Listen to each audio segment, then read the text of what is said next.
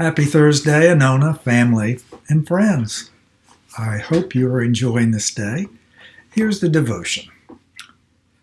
Jesus loved people. People were drawn to him, so he spent much of his time being entertained and socializing with them, both the well-to-do and the poor. And he was always cultivating meaningful relationships. Jesus would enjoy the fellowship of a holiday event because being near others was always his highest priority. Now, all through the Bible, God shows us that he loves a good party. There are Old Testament feasts which the Lord commanded his people to hold in order to celebrate and remember the good things he had done for them. In fact, there are 7 major, 3 periodic, 2 national, as well as the weekly feast of the Sabbath.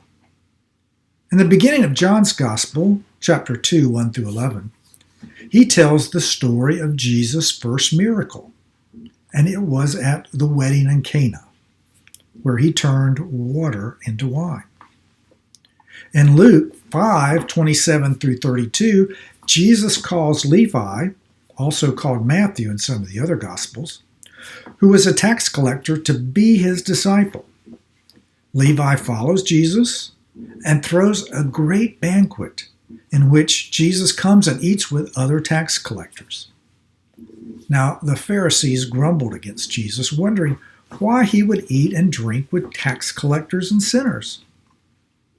In Matthew 11:19, Jesus even acknowledges the complaints against him when he's talking to his disciples. And he says, "Look, a glutton and a drunk, a friend of tax collectors and sinners. That's what they call me."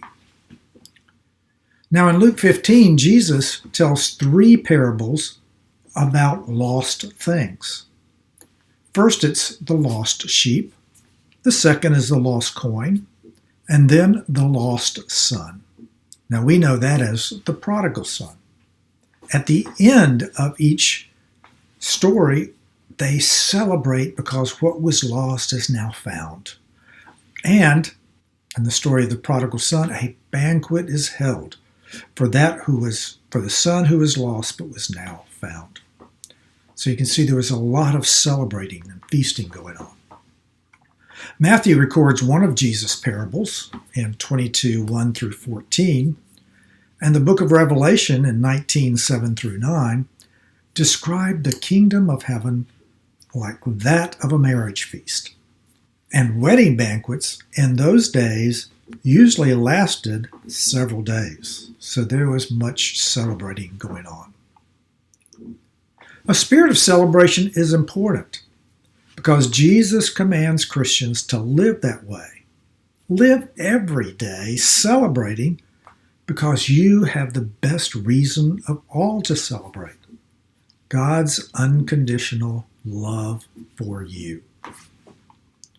So, I hope today you can enjoy and feast and celebrate with family and friends on this wonderful day of Thanksgiving.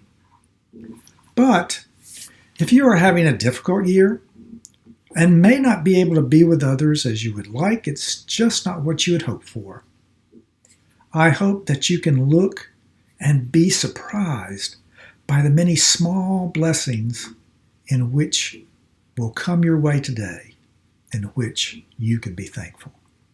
When people recognize and come together to enjoy God's blessings and celebrate God's goodness, God not only approves, he comes to be a part and dwell with us. Happy Thanksgiving. See you next week. Bye-bye.